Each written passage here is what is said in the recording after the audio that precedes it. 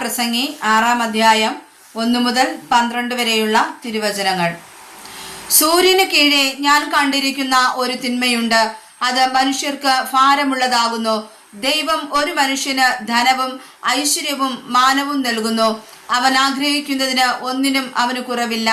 എങ്കിലും അത് അനുഭവിപ്പാൻ ദൈവം അവന് അധികാരം കൊടുക്കുന്നില്ല. ഒരു അന്യനത്രേ അത് അനുഭവിക്കുന്നത്.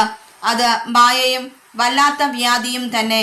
ഒരു മനുഷ്യൻ 100 മക്കളെ ജനിപ്പിക്കുകയും ഏറിയ സംവത്സരം ജീവിച്ച് ദീർഘായുസായിരിക്കുകയും ചെയ്തിട്ടും അവൻ നന്മ അനുഭവിച്ച് തൃപ്തരാകാതെയും ഒരു ശവസംസ്കാരം പ്രാപിക്കാതെയും പോയാൽ ഗർഭമലസിപ്പോയ പിണ്ടം അവനേക്കാൾ നന്ന് എന്ന് ഞാൻ പറയുന്നു. അത് മായയിൽ വരുന്നു, അന്ധകാരത്തിലേക്ക് പോകുന്നു. അതിൻ്റെ പേർ അന്ധകാരത്തിൽ മറഞ്ഞിരിക്കുന്നു. സൂര്യനെ അത് കണ്ടിട്ടില്ല, അറിഞ്ഞിട്ടുമില്ല. മറ്റേവനേക്കാൾ അധികം വിശ്രാമം അതിനുണ്ട്. അവൻ 2000 ആണ്ട് ജീവിച്ചിരുന്നിട്ടും നന്മ അനുഭവിച്ചില്ലെങ്കിൽ എല്ലാവരും ഒരു സ്ഥലത്തേക്കല്ലയോ പോകുന്നത്. മനുഷ്യന്റെ പ്രയത്നമൊക്കെയും അവന്റെ വായ്ക്കു വേണ്ടിയാകുന്നു, എങ്കിലും അവന്റെ കൊതിക്ക് മതി വരുന്നില്ല. മൂഢനേക്കാൾ ജ്ഞാനിക്ക് എന്ത് വിശേഷതയുള്ളൂ? പരിജ്ഞാനമുള്ള സാധുവിന് ജീവനുള്ളവരുടെ മുമ്പിൽ നടക്കുന്നതിൽ എന്ത് വിശേഷതയുള്ളൂ?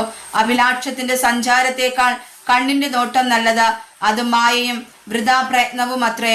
ഒരുത്തൻ എന്തു തന്നെ ആയിരുന്നാലും അവന് പണ്ടേ തന്നെ പേർ വിളിച്ചിരിക്കുന്നു. മനുഷ്യൻ എന്താകുമെന്ന് വിധിച്ചുമിരിക്കുന്നു. തന്നിലും ബലമേറിയവനോട് വാദിപ്പാൻ അവന് കഴിവില്ല. മായയെ വർദ്ധിപ്പിക്കുന്ന വാക്കു പെരുക്കിയാലും മനുഷ്യൻ എന്തു ലാഭം? മനുഷ്യന്റെ ജീവിതകാലത്ത് അവൻ